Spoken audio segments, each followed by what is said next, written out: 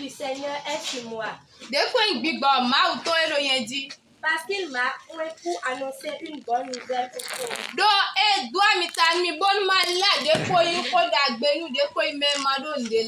Il m'a envoyé pour guérir ceux qui ont le cœur brisé.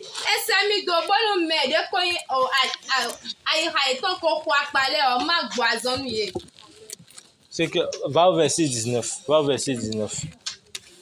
Pour proclamer aux captifs la délivrance et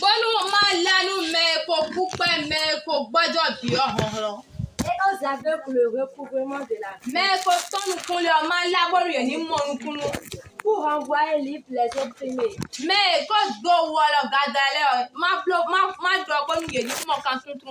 Pour publier une année de grâce du Seigneur.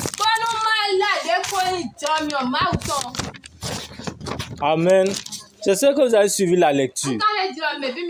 Voilà qu'on n'a pas de notre lecture en fond. Ou bien quelqu'un a une Bible en fond là. Personne. D'accord. Je vais demander à Maman Abel. Vous allez prier pour la parole de Dieu que nous allons entendre.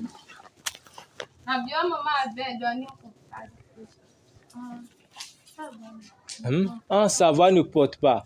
D'accord. Je vais demander à Papa. Papa, vous allez prier pour la parole que nous allons.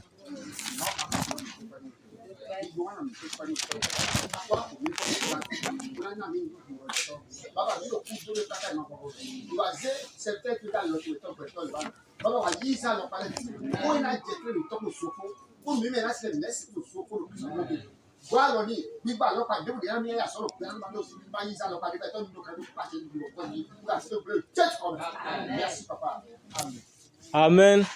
Donc, à cause du temps, aujourd'hui, je serai obligé d'aller un peu vite. Je vais relire le verset dans ma version. La version Semeur, Luc 4, les versets 18 à 19. L'Esprit du Seigneur repose sur moi, parce qu'il m'a désigné par l'onction pour annoncer une bonne nouvelle aux pauvres. Il m'a envoyé pour proclamer aux captifs la libération.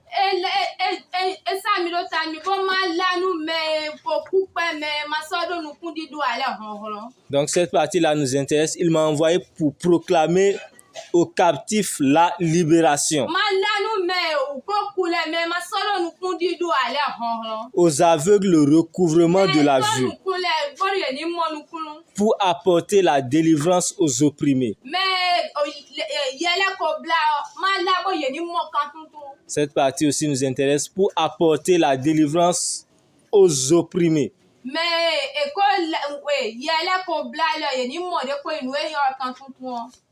La dernière partie, c'est et proclamer l'année de grâce accordée par le Seigneur. Amen. Je prie le Seigneur de permettre à ce que cette année soit une année de grâce pour nous. Amen. Le thème de notre prédication ici, c'est le Dieu qui rachète. Aujourd'hui, nous allons parler du rachat. Donc, ici, je vais dire la majorité, ou bien nous tous, nous sommes des chrétiens. Nous avons donné notre vie à Jésus. Et nous savons que Jésus a payé le prix pour notre liberté. Mais nous avons encore besoin de plus de lumière pour comprendre certaines choses. Donc c'est la raison pour laquelle nous allons parler aujourd'hui du rachat. Bien sûr, rachat accordé par Dieu. Donc nous allons parler, nous allons expliquer un peu ce que c'est que le rachat. Nous allons parler du rachat en termes d'œuvre que Jésus a accompli pour nous à la croix. Et après cela, nous allons parler de l'application de cela à notre vie.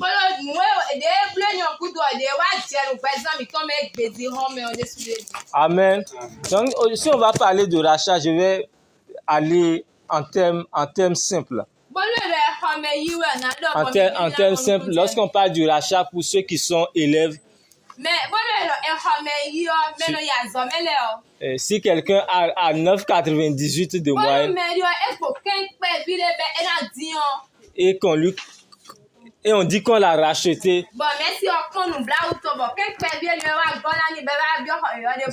c'est qu'on lui a augmenté, on lui a donné quelques points pour lui permettre d'avoir les 10 ou bien 10, quelque chose pour lui permettre d'aller en classe supérieure. Donc c'est ça qu'on appelle le rachat. Le rachat dans ce terme-là, c'est qu'on lui a fait grâce. Si je vais aller dans un autre contexte, lorsqu'on prend le cas des prisonniers, je ne sais pas si ça se fait ici, mais je sais que dans certains pays, lors de la fête de l'indépendance, ça se fait ici aussi. Okay. Et le président fait grâce à certains prisonniers.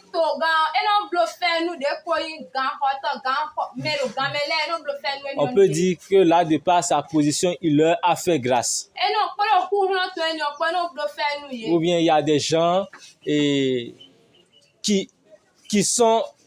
qu'on devait mettre en prison. Et on paie la caution pour les racheter. Ou bien des gens sont en train de purger une peine. Ils n'ont pas encore fini de purger la peine là.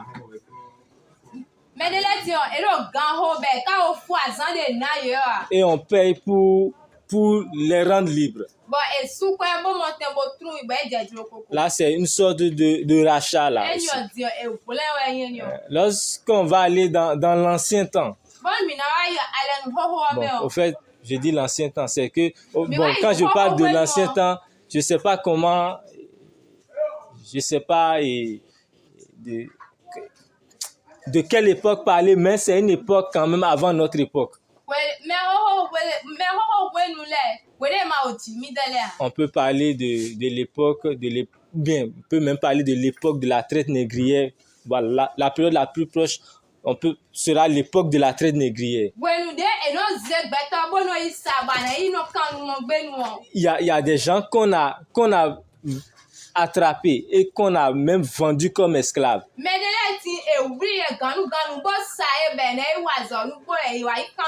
Et maintenant, quelqu'un d'autre a payé pour les racheter et les rendre libres.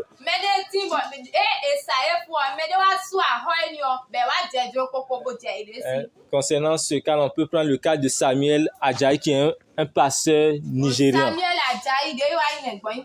C'est vrai, il n'est plus aujourd'hui, mais c'est quelqu'un qui devait être vendu comme esclave. Et quelqu'un l'a racheté. Et par la suite, il est devenu un grand serviteur de Dieu.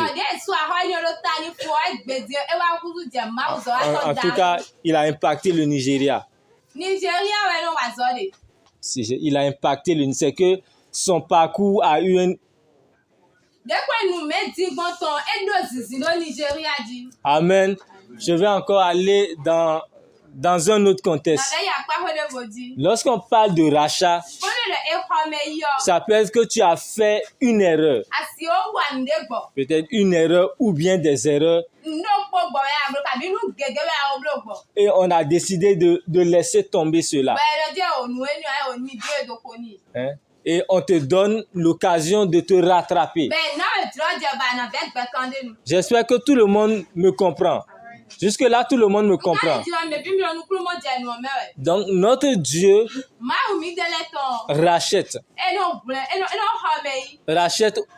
Rachète concernant tous les contextes dont je viens de parler. Et même au-delà de ces contextes-là. Amen. Si aujourd'hui nous sommes dans des chaînes, le Seigneur peut nous délivrer. Si nous avons commis des erreurs, bon, en termes d'erreurs, c'est vrai, aujourd'hui, lorsque on parle d'erreurs, nous, on pense à quelque chose de grand.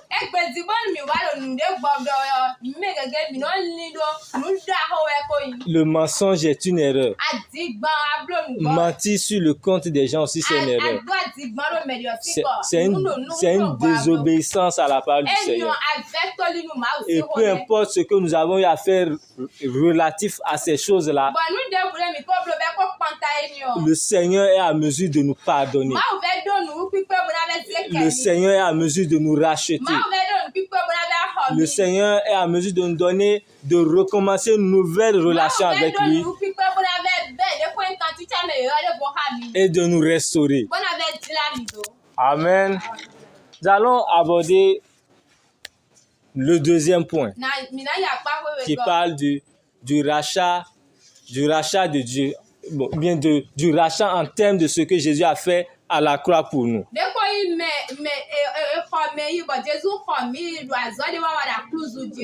Nous allons lire Éphésiens 1, le verset 3. Éphésiens chapitre 1, le verset 3.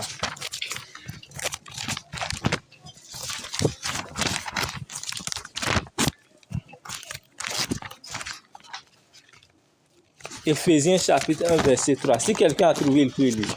Éphésiens 1, verset 3. Oui.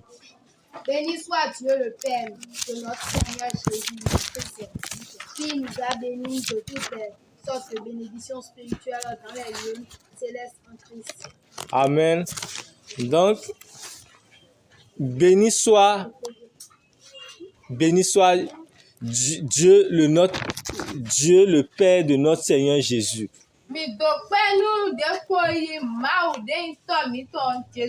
Qui nous a accordé, bien qui nous a bénis de toutes sortes de bénédictions. C'est qu'il y a certaines bénédictions qui nous avaient été arrachées. Par exemple, lorsque Adam et Ève étaient dans le jardin d'Éden, ils dominaient sur tout. Ils n'avaient pas besoin de faire des efforts pour obtenir certaines choses.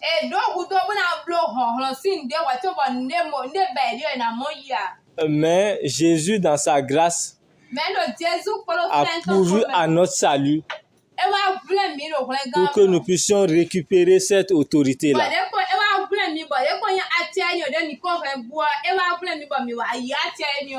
Amen. Nous allons lire maintenant Galates 3, le verset 13. Galates 3, le verset 13. Galates 3, verset 13. Oui. Christ nous a rachetés de la malédiction de la loi.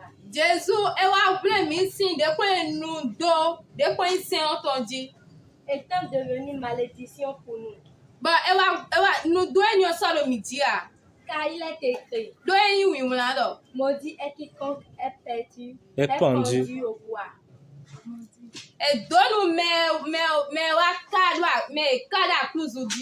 Amen. J'espère que vous êtes en train de suivre. Jésus s'est fait malédiction pour nous. Ou bien en d'autres termes, Jésus a pris notre malédiction.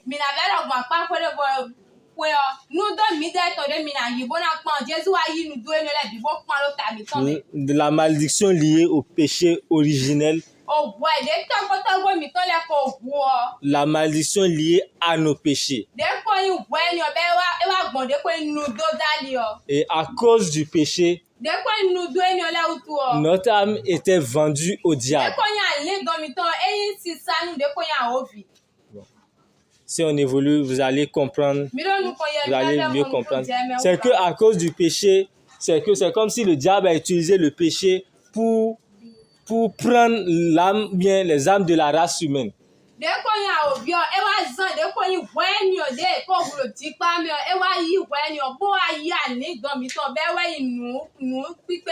Et c'est la raison pour laquelle celui qui n'est pas chrétien, il est sous l'emprise du péché. Les sorciers, les magiciens peuvent avoir de l'influence sur lui on peut proférer des malédictions sur lui. Mais lorsque tu donnes ta vie à Jésus, le Seigneur te rachète de ces choses-là. Amen. Lorsque vous donnez votre vie à Jésus, le Seigneur vous rachète de la main de Satan.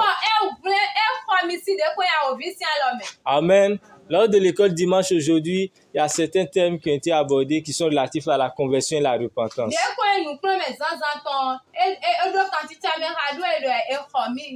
Lorsque tu donnes ta vie à Jésus, tu choisis de changer de vie, c'est-à-dire d'abandonner le péché. Et lorsqu'on parle de conversion, du fait que tu as donné ta vie à Jésus, ta vie est transformée. Donc si vous avez réellement donné votre vie à Jésus, votre vie n'est plus sous la main de Satan. Le diable ne peut plus vous manipuler. Le péché ne peut plus avoir de pouvoir sur vous. Amen. Ça, c'est en termes de théorie. Maintenant, il faut appliquer cela. Amen. Dans tout domaine, lorsque tu apprends quelque chose, il faut appliquer cela.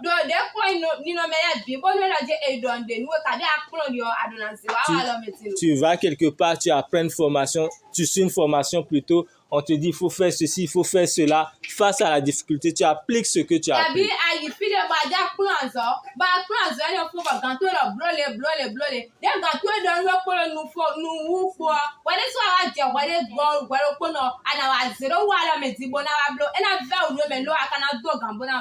Amen. Donc c'est pour cela que nous allons parler de l'application de ce rachat-là à notre vie.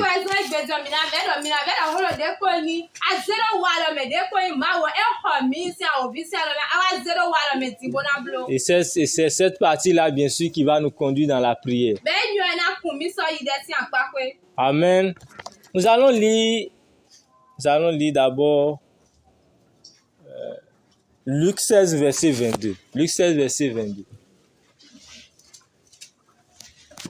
Luc 16, verset 22. Si quelqu'un a trouvé, il peut lire. Oui. Le pauvre mourut.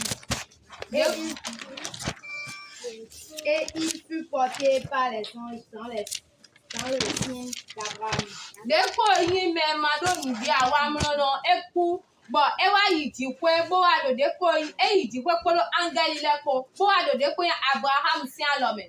Le riche mourut. Non, c'est bon. Le Luc 16. Bien, bon, lis le verset 23. Lis le verset 23. Lis. Dans le séjour des morts, il leva les yeux. Et tandis qu'il Tu as dit, le verset 23 est terminé. Donc, termine le verset. Tandis qu'il était en proie au tourment, il vit de loin Abraham et Lazare dans son sein. Donc, Luc 16, verset 22, il est dit que lorsque Lazare est mort, des anges ont porté son âme dans le sein d'Abraham.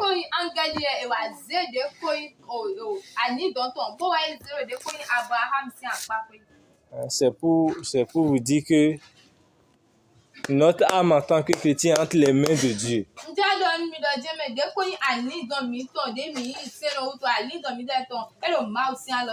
Amen. Bon, certainement dans les prières, vous allez mieux comprendre. Nous allons lire aussi Matthieu 23, le verset 13. Matthieu 23, le verset 13. Matthieu 23, le verset 13. Matthieu 23, le verset 13. verset 13. Oui. Malheur à vous, scribes et pharisiens hypocrites, parce que vous fermez aux hommes le royaume des cieux.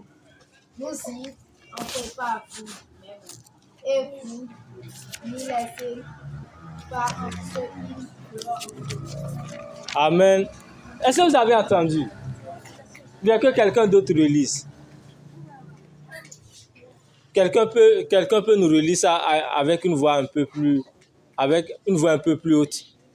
Malheur à vous, scribes et pharisiens hypocrites. Eh, quand nous de quoi au street pour podo quoi les pharisiens là quoi. Parce que vous couvrez la mer de la terre. Donc, mi tu Bon, c'est pas grave. Oui, laissez. Au fait, c'est même pas les versets. Au fait, j'ai pas besoin de ces versets-là, au fait. C'est pour vous amener à comprendre ces choses. Jésus a dit malheur à vous, pharisiens. quand nous pharisiens là. Dans d'autres versions, c'est traduit autrement. C'est que Jésus est en train de leur envoyer le malheur. Parce qu'ils sont injustes. Hein? Cela veut dire quoi? Dans les combats spirituels aussi, on peut proférer des malédictions. Est-ce qu'on se comprend? C'est tout ce que je veux dire par là. Maintenant, nous allons lire le verset que je voudrais qu'on lise. Apocalypse 18, les versets 11 à 13. Apocalypse 18, versets 11 à 13. Au moins, tout le monde connaît la position d'Apocalypse. Les versets 11 à 13. Et les marchands de la terre pleurent. Elles sont dans le deuil à cause d'elles. Parce que personne n'achète plus de cargaison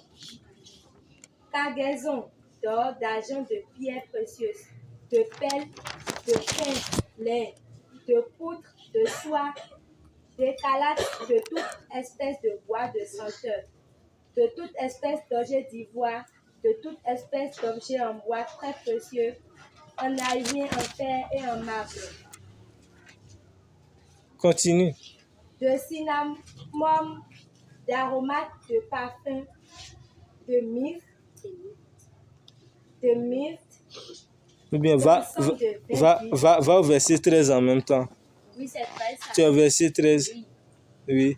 De vin d'huile, Oui. de fine farine, de blé, de bœuf, de brebis, de chevaux, de chats, de corps et d'âmes d'hommes. Est-ce que vous avez suivi? Les marchands de la terre eux aussi pleurent et mènent deuil sur elle. Ah. Bon, qui va nous aider dans la tradition? Les marchands de la terre eux aussi pleurent et mènent deuil sur elle. Les marchands de la terre, c'est des gens qui font un commerce plutôt, sont dans le deuil. Parce qu'on n'achète plus ce qu'ils vendent. Et parmi ces choses-là, il est question du corps et des âmes d'hommes. Est-ce que vous m'avez compris? C'est-à-dire qu'il y a des gens dans leur commerce, ils vendent les corps d'hommes, ils vendent aussi des âmes d'hommes. Amen. C'est tout ce à quoi je voulais vous amener. C'est vrai, aujourd'hui, nous avons donné notre vie à Jésus. Mais il arrive des fois que des agents du monde des ténèbres cherchent à vendre notre âme.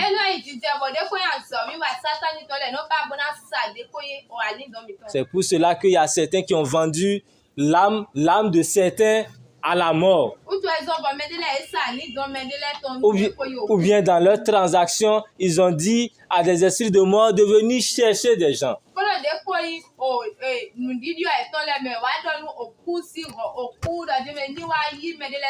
Ce matin, nous allons prier pour annuler cela.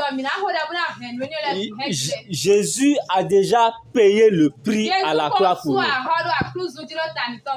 Plus personne ne peut acheter notre âme. Plus personne ne peut faire une transaction avec notre âme. Amen. Il y en a qu'on n'a pas pu, dont certains ont vu qu'ils ne peuvent pas, ils ne peuvent pas dealer, ils ne peuvent pas faire une transaction avec eux, avec la mort.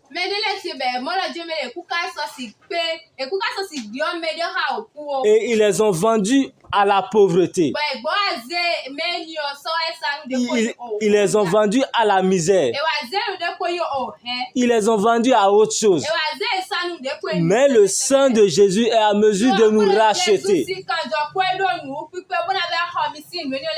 Amen. Il y a des gens aussi qu'on a vendus dans des prisons dans le spirituel.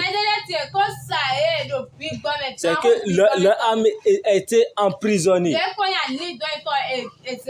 Mais ce matin, le Seigneur va nous délivrer de toutes ces choses-là. Amen. Vous allez vous demander quelle est la monnaie dans le monde spirituel. Parmi les monnaies dans le monde spirituel, il y a le péché. De par le péché, on peut acheter l'âme de quelqu'un. Ou bien on peut condamner quelqu'un dans le monde spirituel de par le péché. Hein? Il y a aussi les offrandes aussi. De par les offrandes, quelqu'un peut se racheter. Les agents du monde des ténèbres aussi font des offrandes pour acheter des gens.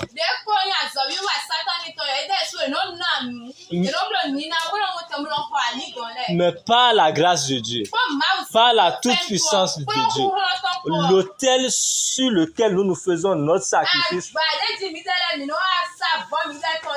l'autel sur lequel nous donnons notre offrande, qui est le sacrifice de Jésus. Aucune offrande, aucun sacrifice dans le monde des ténèbres ne pourra s'égaler à notre offrande.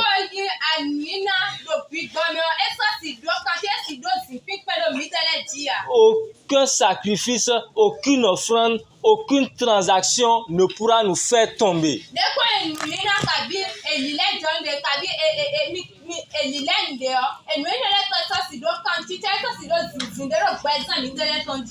Amen. J'espère que vous m'avez compris. Amen. Nous allons maintenant nous lever et prier, puisque le temps aussi est parti. Mes yeux